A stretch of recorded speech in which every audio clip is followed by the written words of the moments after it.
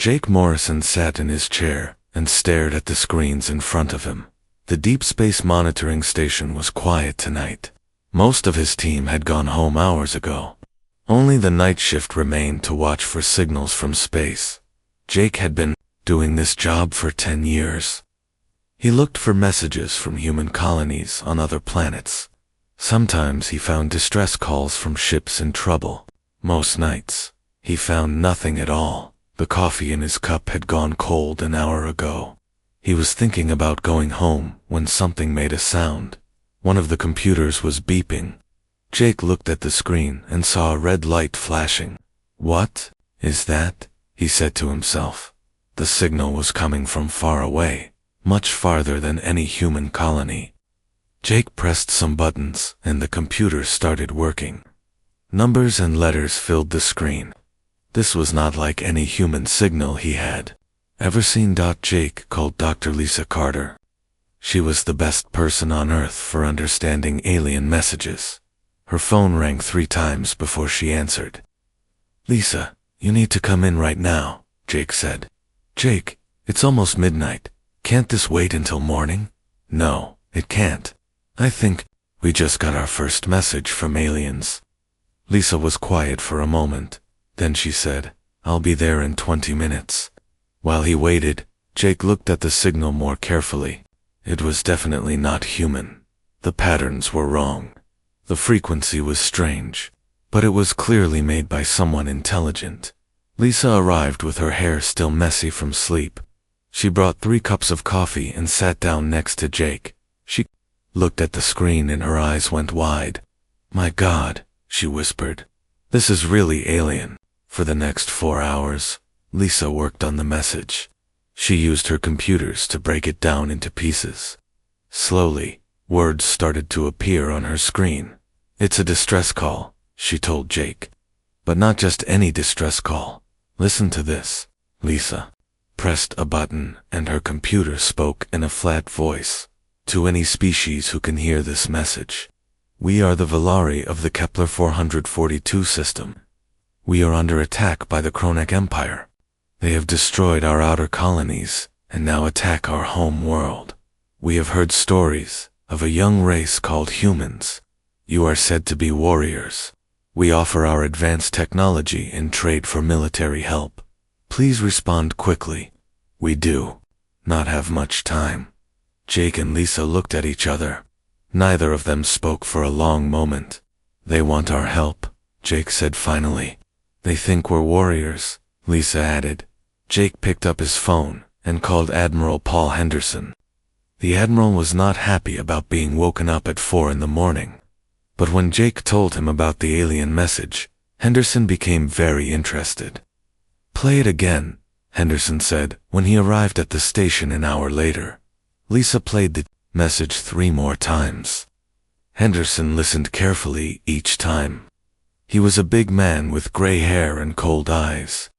He had spent 40 years in the Earth Defense Force. "What do we know about these Kronak?" Henderson asked. "Not much," Lisa said. "But from what the Valari are saying, they sound like bullies. They attack peaceful worlds and take what they want." Henderson nodded slowly. "And the Valari think we might help them." "They're offering technology," Jake pointed out. "Advanced alien technology." Henderson walked around the room for a few minutes. He was thinking hard. Jake could almost see the wheels turning. In his head, "Here's what we're going to do," Henderson said finally. "We're going to respond to their message. And we're going to send them help." "How much help?" Lisa asked. Henderson smiled, but it was not a friendly smile. "We'll send Captain Ryan Brooks and the used Thunderbolt, plus a few escort ships." Jake frowned. "Just a few ships? These Kronak sound dangerous." "The Valari asked for help from warriors," Henderson said. "They have no idea what they just asked for." Over the next 6 hours, more people arrived at the station.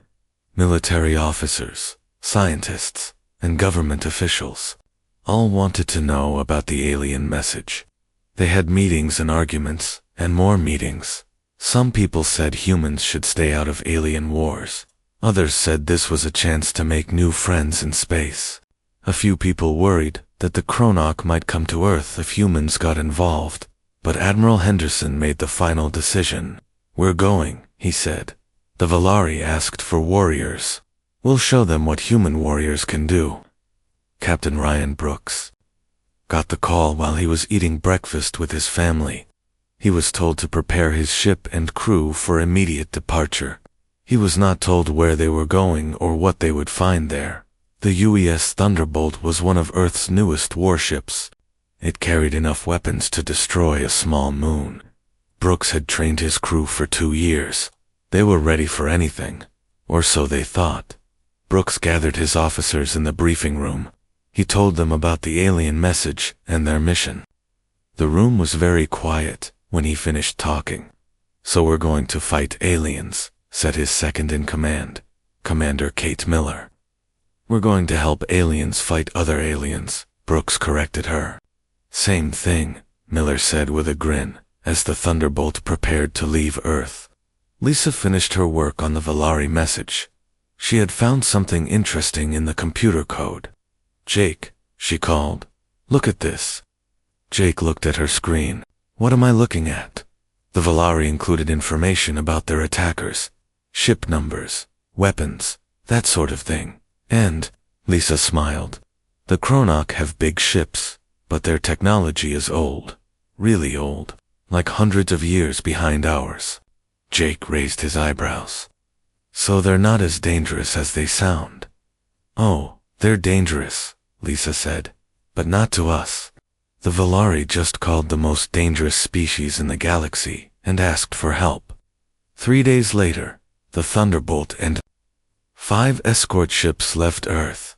They were heading for the Kepler 442 system at maximum speed. Captain Brooks had orders to assess the situation and provide assistance to the Valari. What Brooks did not know was that Admiral Henderson had already sent a second fleet, a much larger fleet.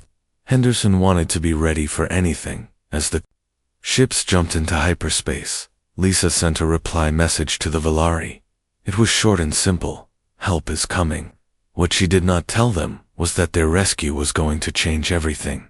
The Valari had asked for help from warriors. They had no idea that human warriors never did anything small. Captain Ryan Brooks stood on the bridge of the UES Thunderbolt and watched the stars change back to normal. They had just dropped out of hyperspace at the edge of the Kepler 442 system. What he saw made him whistle softly. "Well, that's not good," said Commander Kate Miller. The Valari homeworld was under attack. Huge alien ships hung in space around the planet like angry wasps. Explosions lit up the planet's surface every few seconds. Smaller ships flew between the big ones, firing weapons at anything that moved. "Captain," called Lieutenant Tony Garcia from his station, "I'm reading 12 large ships and maybe 30 smaller ones. They're bombarding the planet." Brooks nodded. "Any sign of the Valari?" "Yes, sir. I'm picking up signals from underground and from some space stations. They're still alive, but barely." Brooks had brought 5 ships with him. The Thunderbolt was the biggest, but even she looked tiny next to the alien warships. Each Chronarch ship was at least 3 times longer than any human vessel. "Sir," Garcia said, "we're being scanned." On the main screen, one of the huge alien ships turned toward them.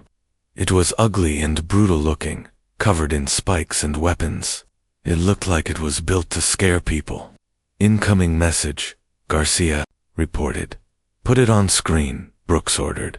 The screen filled with the image of an alien face. It was reptilian, with yellow eyes and sharp teeth. Scars covered its face and neck. When it spoke, its voice was deep and threatening. "I am Warlord Thax of the Chronarch Empire. You have entered a war zone. Surrender immediately, or be destroyed." Brooks looked at the alien calmly. He had faced down pirates and rebels before. This was just another bully, only bigger. "I am Captain Brooks of the Earth Defense Force. We are here to help the Valari. Withdraw from this system immediately." Thax laughed. It was an ugly sound. You dare threaten me with your tiny ships? I have conquered 100 worlds. You're pathetic. Fleet will be space dust in minutes. We'll see about that, Brooks said, and cut the connection. Commander Miller looked worried. Captain, those ships are huge. Our weapons might not even scratch them. Brooks smiled. Kate, remember what they taught us in the academy. Size isn't everything. While Brooks talked to the Chronoc, his communications officer was trying to contact the Finally, a weak signal came through.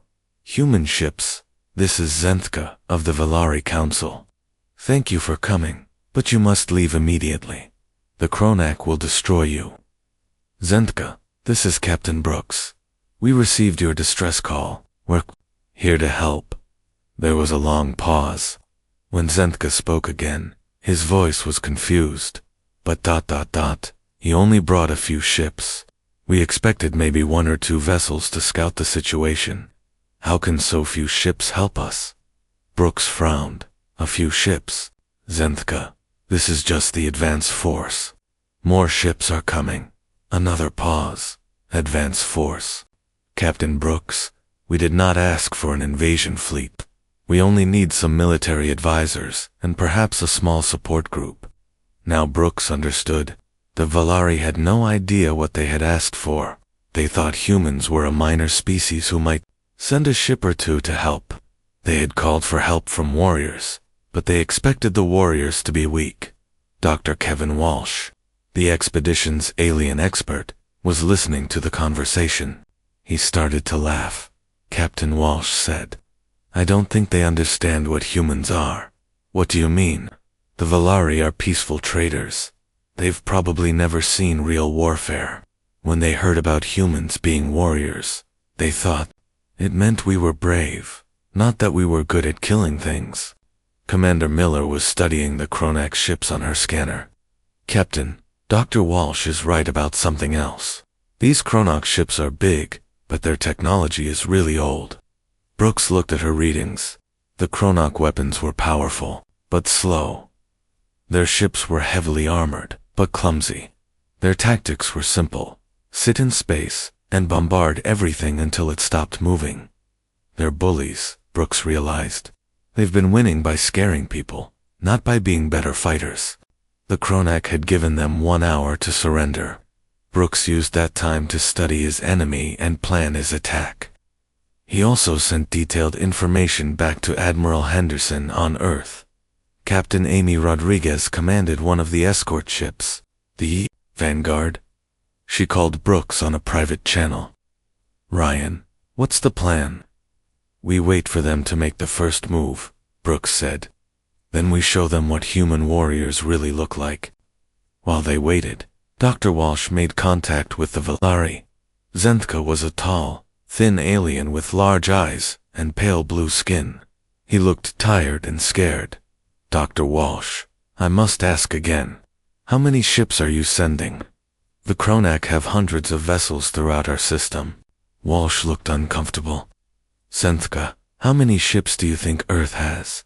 Perhaps 50, 100. You are a young species, yes.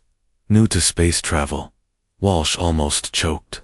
Earth has over 2,000 warships, Zenthka, and we've been traveling in space for over 200 years. Zenthka's large eyes got even larger. 2,000. But that would make you a major power.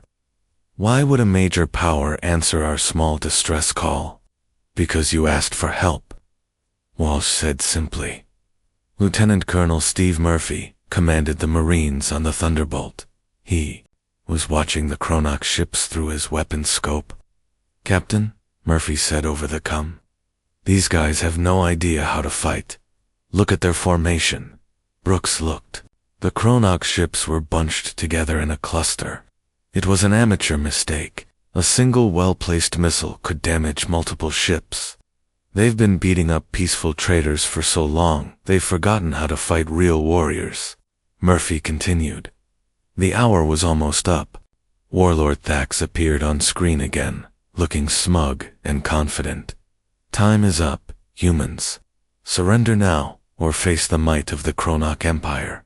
Brooks stood up straight. Warlord Thax, I have a counter-offer. You have 1 minute to withdraw from this system. After that, we will consider you a hostile force and act accordingly. Thax roared with laughter. You threaten me. Your 6 tiny ships against my fleet. You must be insane. 60 seconds, Brooks said calmly. Thax snarled and cut the connection. Immediately, his ships began moving toward the human fleet. Their weapons started charging. Brooks looked around his bridge. His crew was calm and ready. They had trained for this their whole careers. All ships, Brooks said over the fleet channel. This is it. Remember, these bullies have been picking on peaceful traders. Time to show them what happens when they pick on the wrong species. Commander Miller smiled grimly. Weapons ready, Captain. Fire, Brooks said quietly. What happened next shocked everyone watching. The human ships didn't run or try to hide behind the planet. Instead, they accelerated straight toward the Chronok fleet, weapons blazing. The first human missiles hit 3 Chronok ships simultaneously. The explosions were brilliant white flashes that lit up the entire star system. When the light faded, 3 of the huge alien ships were drifting, dead in space. Thax stared at his screens in disbelief. How had such small ships done so much damage? He was about to find out that the Velari had made a terrible mistake. They had called for help from humans, and humans never did anything halfway. Warlord Thax watched 3 of his best ships die in the first 30 seconds of battle. He could not believe what he was seeing. The tiny human ships moved like dancers, spinning and diving between his weapons fire. Every time they fired back, another Chronok ship exploded. How were they doing this? Thax roared at his officers. His weapons officer was sweating. Sir, their missiles are too fast. Our point defense systems can't track them. Then use the main guns. Blast them out of space. But the main guns were too slow. The human ships were never where the Chronok expected them to be. They would appear, fire their weapons, and vanish again before the Chronok could respond. Captain Brooks watched his ships tear through the Chronok, formation like sharks through a school of fish. The enemy was big and strong, but they fought like amateurs. Captain, called Lieutenant Garcia. Chronok, ship number 7 is trying to run. Let it go, Brooks said. Someone needs to tell the rest of their empire what happened here. Commander Miller looked up from her weapons console. Sir, we're getting new contacts. Multiple ships dropping out of hyperspace. Brooks felt his heart sink. More Chronok ships were arriving. His small fleet had done well, but they couldn't fight the entire Chronok Empire. Then he heard cheering from the communications station. Captain Garcia shouted with joy. Those aren't Chronok ships, they're ours. On the main screen, Brooks saw the most beautiful sight of his life. Admiral Paul Henderson's battle fleet was dropping out of hyperspace. 12 massive warships with full fighter escorts and support vessels. Warlord Thax saw the new ships too. His yellow eyes went wide with terror. Retreat, he screamed. All ships retreat immediately. But it was too late. The human fleet had positioned itself to cut off escape routes. The Chronok were trapped. Admiral Henderson's voice came over the fleet communication channel. All Chronok vessels. This is Admiral Henderson of the Earth Defense Force. You attacked a species under our protection. Surrender immediately or be destroyed. Thax tried one last time to sound threatening. Admiral, you do not understand who you are fighting. The Chronok Empire has ruled this sector for 500 years. We have destroyed entire civilizations. Henderson's reply was cold as space itself. Warlord, you picked the wrong species too. Threaten. Humans don't just fight wars. We end them. The second phase of the battle began. This time the Chronok faced 18 human warships instead of 6. The result was not a battle. It was an execution. Colonel Janet Pierce commanded the strategic operations for the human fleet. She had studied every Chronok ship and knew their weaknesses. Her plan was simple and brutal. Target their engines first, she ordered. Disable them, then destroy them, one by one. Captain Tony Martinez led the fighter squadrons. His small ships swarmed around the huge Chronoc vessels like angry bees. They struck at weapon systems, sensor arrays, and communication equipment. These guys are sitting ducks, Martinez reported. Their anti-fighter defenses are a joke. Chief Engineer Bob Thompson was monitoring the battle from the flagship. He couldn't believe how primitive Chronoc technology was. Admiral Thompson said, "Their ships are at least 300 years behind ours. They're using old fusion reactors and chemical explosives. We're using antimatter and directed energy." Henderson nodded. That explains why they've been able to bully peaceful species. They've never faced anyone who could fight back. Down on the Valari homeworld, Zentka watched the battle through his long-range sensors. He could barely understand what he was seeing. "This is impossible," he whispered to his aide. "The humans have only 6 ships. How are they winning?" His aide checked the readings again. "Sir, I'm now reading 18 human ships, and more are arriving. 18. But Captain Brooks said this was just an advance force. Dr. Kevin Walsh was monitoring Valari communications from his ship. He heard their confusion and contacted Zentka directly. "Zentka, this is Dr. Walsh. I need to explain something to you." "Doctor, how many ships did Earth send?" Walsh paused. "Well, Admiral Henderson brought 12 more ships, and I'm getting reports that another fleet is on the way." "Another fleet? Zentka, you need to understand something about humans. When we respond to a distress call, we don't send just enough help. We send enough help to make sure the problem never happens again." Zentka was quiet for a long moment. "Dr. Walsh, exactly how powerful is your species?" "Put it this way," Walsh said gently. "The Chronoc Empire that has been terrorizing your sector for centuries. We're going to destroy it in the next few hours." Back in space, the battle was almost over. Warlord Thax's flagship was badly damaged and drifting. Most of his fleet was space debris. The few surviving ships were trying to surrender. Admiral Henderson accepted the surrender of the Chronoc crews, but he had no intention of letting their empire continue to exist. He had already sent fast ships to track down every Chronoc base and outpost in the sector. Captain Brooks contacted the Admiral on a private channel. "Sir, the Valari are asking about prisoners. They want to try the Chronoc for war crimes." Henderson considered this. "Tell them they can have any prisoners who surrender, but make it clear that the Chronoc Empire ends today."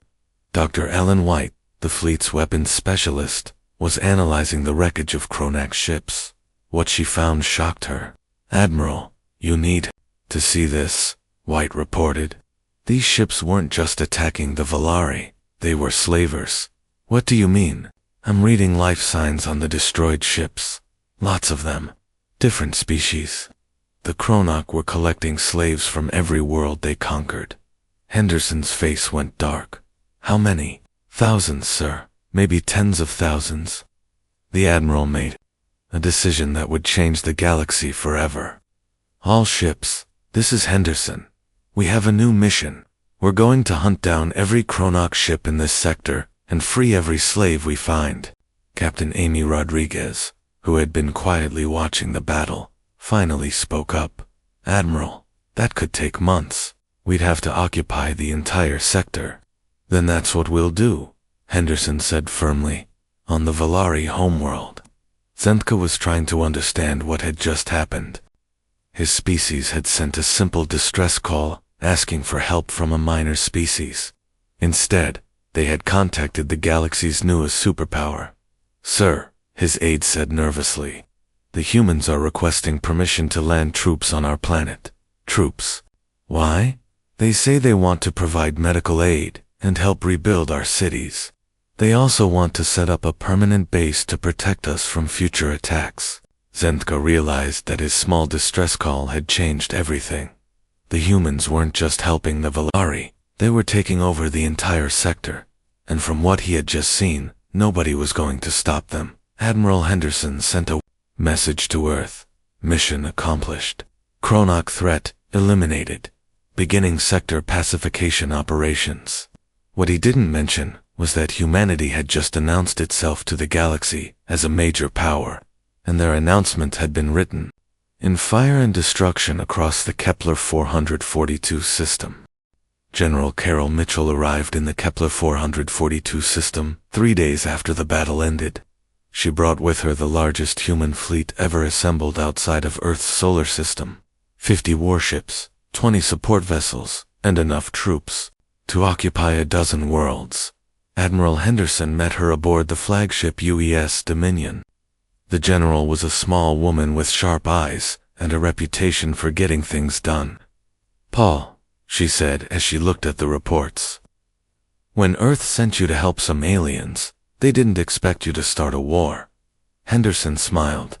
"Carol, we didn't start anything. We finished it." Captain Frank Davis, the fleet's intelligence officer, had been busy for 3 days. His teams had cracked Chronoc communication codes and tracked down their entire network. General Davis reported, "The Chronoc Empire is bigger than we thought. They control 47 star systems and have enslaved at least 30 different species." General Mitchell studied the star maps. "How many ships do they have left?" "Maybe 200 warships scattered across their territory. Most are older than what we faced here." Mitchell nodded. "And their response to our attack?" "Panic," Davis said, with satisfaction. "They're calling emergency meetings and pulling ships back to defend their core worlds. Some of their slave species are already rebelling." Dr. Ellen White had been working around the clock to analyze Chronoc technology.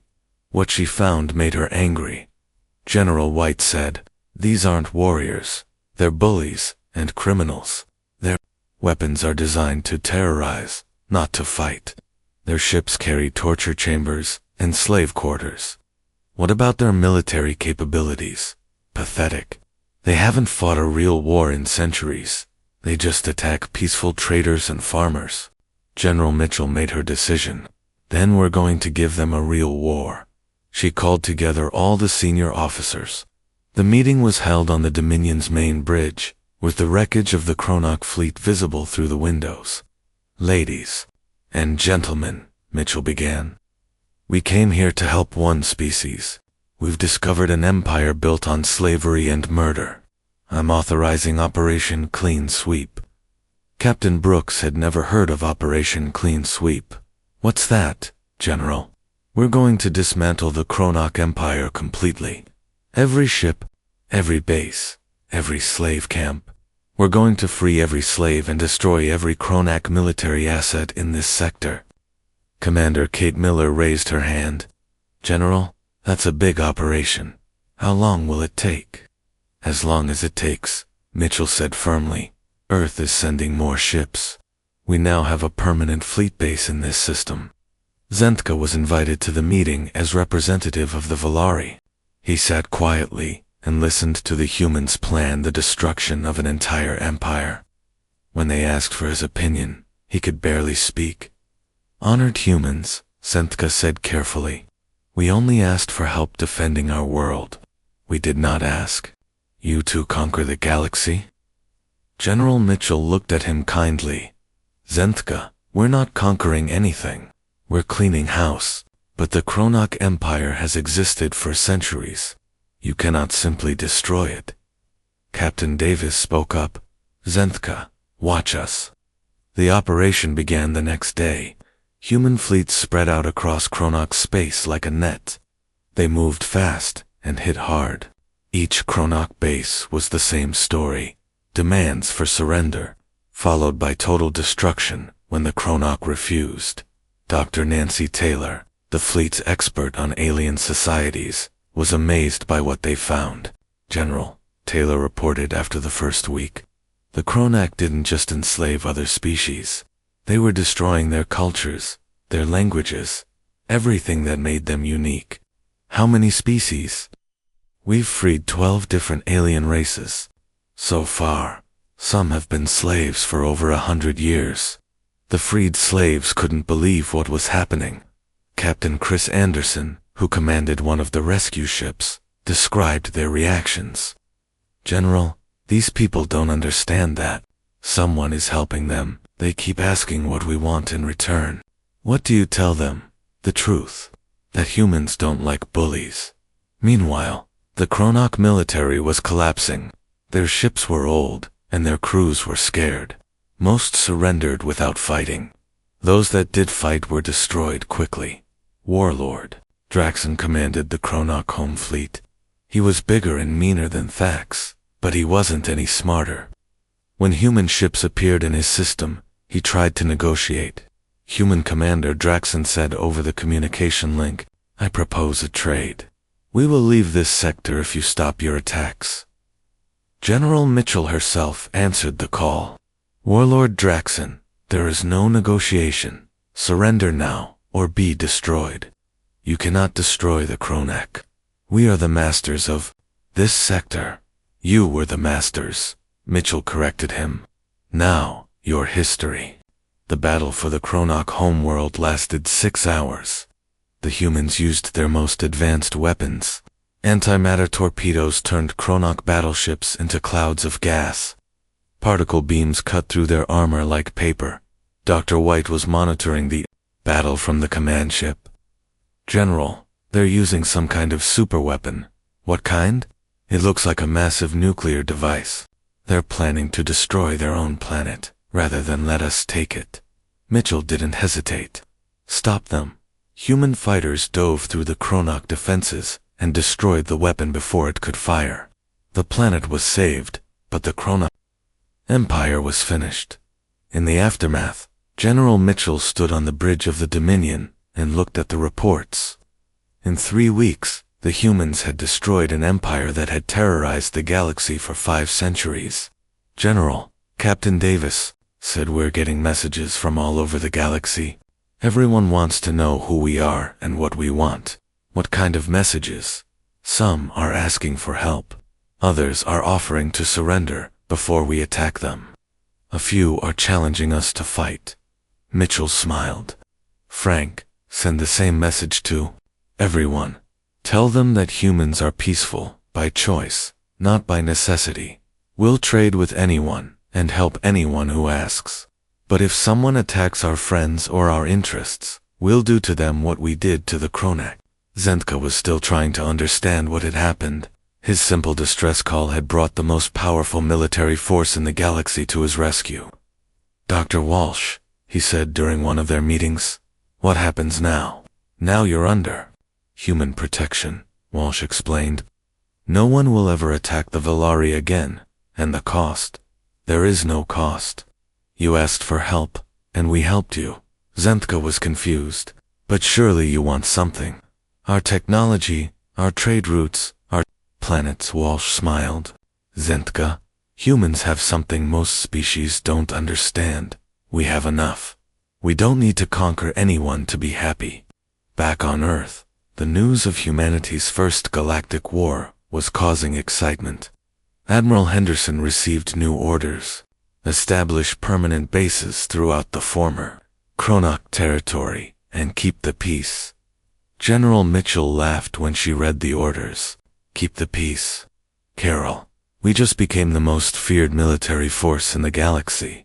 Is that a bad thing?" Henderson asked. "No," Mitchell said. "It's the best thing that could have happened. Now everyone knows that humans keep their promises. We promised to help the Valari, and we did.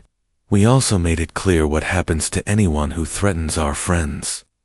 The galaxy was learning that humanity's response to any distress call was not just assistance. It was the complete elimination of whatever had caused the distress in the first place.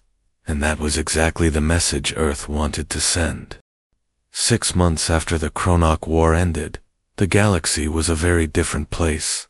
Captain Chris Anderson commanded the U.S. Guardian, one of 12 human ships patrolling the former Kronok territory, where once there had been slavery and terror. Now, there was peace and trade. Anderson stood on his bridge and watched the traffic around. Valari Prime, Merchant ships from a dozen species brought goods and took away Valari technology. The space station that had once hidden from Kronak attacks was now a busy trading hub. Captain called his communications officer, Lieutenant Mary Williams. "We're getting a priority message from Earth." Anderson read the message and smiled. Ambassador Patricia Johnson was coming to establish a permanent diplomatic mission. Earth was making it official. Humans were staying in this part of the galaxy. Dr. Nancy Taylor had spent the past 6 months studying the freed alien species. Her reports made fascinating reading. "Captain," Taylor said during their weekly briefing, "the changes out here are incredible. Species that hadn't spoken to each other in centuries are now trading partners, because they're not afraid anymore." Exactly. The Kronak used fear to control everyone. With them gone, old friendships are coming back to life. Not everyone was happy about the changes. The hegemony of SAR had been allies with the Kronak. They controlled 12 systems on the far side of the sector and had grown rich by buying Kronak slaves. Overlord Vectin commanded the hegemony fleet. He was angry about losing his slave supply and decided to test the new human forces. He sent a raiding fleet to attack a former Kronak world now under human protection. The raid lasted exactly 17 minutes. Captain Anderson's ships detected the hegemony raiders as soon as they entered the system. The human response was swift and brutal. 6 hegemony ships were destroyed, and the rest fled in terror. Anderson sent a message to Overlord Vectin. "This is your only warning. Any further attacks on worlds under human protection will result in the complete destruction of your fleet." Vectin was used to dealing with weak opponents. He sent back an angry reply. "You humans think you can threaten the hegemony. We have ruled this region for 200 years. Anderson's response was simple. "You ruled it." Past tense. The war with the hegemony lasted 3 days. General Mitchell brought the full human fleet to bear against Vectin's forces. The result was never in doubt. Dr. Ellen White studied the hegemony's weapons and tactics. "General, these guys are even worse than the Kronak. At least the Kronak were honest about being bullies." "What do you mean?" "The hegemony pretends to be civilized. They have laws and treaties and trade agreements, but it's all built on slavery and fear." The final battle took place at the hegemony capital world. Overlord Vectin gathered his entire fleet to make a last stand. 200 ships against 50 human vessels. It wasn't even close. Human technology was so far ahead that the battle looked like adults fighting children. Vectin's ships couldn't even hit the human fleet, let alone damage them. When it was over, Vectin's flagship was drifting powerless in space. General Mitchell contacted him personally. "Overlord Vectin, the hegemony of SAR is finished. Your choice is simple: surrender and live, or fight and die." Vectin had seen what happened to the Kronak. I surrender. Smart choice. You and your people will be relocated to a single world. You'll have everything you need to live peacefully, but you'll never threaten anyone again. Ambassador Johnson arrived at Valari Prime just as news of the hegemony's defeat spread across the galaxy. She was a tough woman with 30 years of diplomatic experience, but even she was amazed by what she found. "Zenthka," she said during their first meeting, "Earth sent me to establish normal diplomatic relations. Instead, I find that humans have become the dominant power in this entire sector." Zenthka had learned a lot about humans in the past 6 months. Ambassador Johnson with respect. "There is nothing normal about humans." "What do you mean?" "Most species explore space to find resources or new worlds to live on. Humans explore space to find people who need help."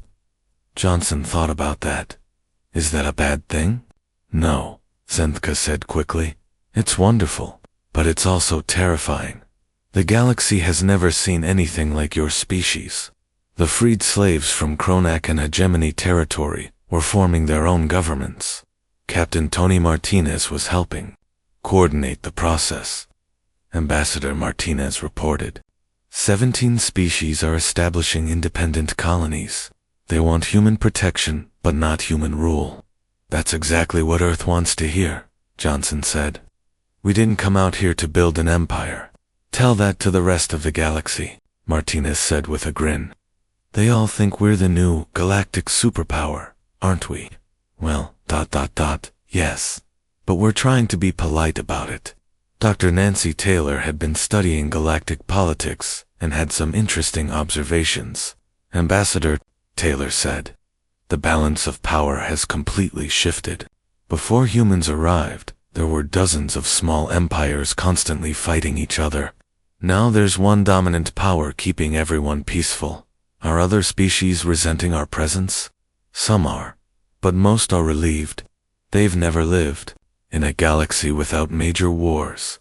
Captain Anderson was patrolling near the edge of human space when his ships detected something interesting. A new distress signal was coming from an unexplored system. Lieutenant Williams Anderson said, "Can you decode that signal?" "Working on it, sir. ... Got it. It's from a species called the Terran. They're under attack by something called the Blight Swarm." Anderson sighed. "Another rescue mission. Looks like it, sir." Anderson contacted Admiral Henderson at the main base. "Admiral, we have another distress call." Henderson laughed. "Chris, word has gotten around. Every species in trouble is calling humans for help now. Are we going to respond?" "Of course we are. That's what humans do." Within hours, a human rescue fleet was heading for Terran space. The pattern was always the same. Aliens in trouble would call for help. Humans would arrive with overwhelming force, and the threat would be eliminated completely. Ambassador. Johnson was preparing her first report to Earth when Zenthka visited her office. "Ambassador," the Valari leader said, "I wanted to thank you again for saving my people." "Zenthka, we've been through this. You don't need to keep thanking us." "I'm not just talking about the military rescue," Zenthka explained. "I'm talking about what you've done for the entire galaxy." Johnson looked up from her report. "What do you mean?" "Before humans arrived, every species lived in fear. We all expected to be conquered or destroyed eventually. Now, for the first time in galactic history, smaller species can live in peace, because they know humans will protect them. Yes, but more than that, because everyone knows what happens to species that threaten others." Johnson finished her report that evening. It was short and to the point. Mission accomplished. The Valari are safe. Regional threats have been eliminated, and humanity has established itself as the dominant peacekeeping force in this sector. Recommend permanent presence to maintain stability. What she didn't write was that humanity had become something the galaxy had never seen before. A species that conquered through protection rather than aggression. Captain Anderson was back on patrol when he received an update on the Terran rescue mission. The Blight Swarm had been destroyed in 4 hours. The Terran were safe and grateful. "Sir," Lieutenant Williams said, "the Terran are asking if they can join something called the Human Protection Network." Anderson smiled. "Tell them they're already in it. Everyone who asks for help gets our protection." As Anderson watched the stars, he thought about the chain of events that had started with one simple distress call. The Valari had asked for help from warriors, never imagining that those warriors would reshape the entire galaxy. Now every species knew the truth. Humans were peaceful by choice, not by necessity. They would trade with anyone, help anyone who asked, and protect anyone who needed it.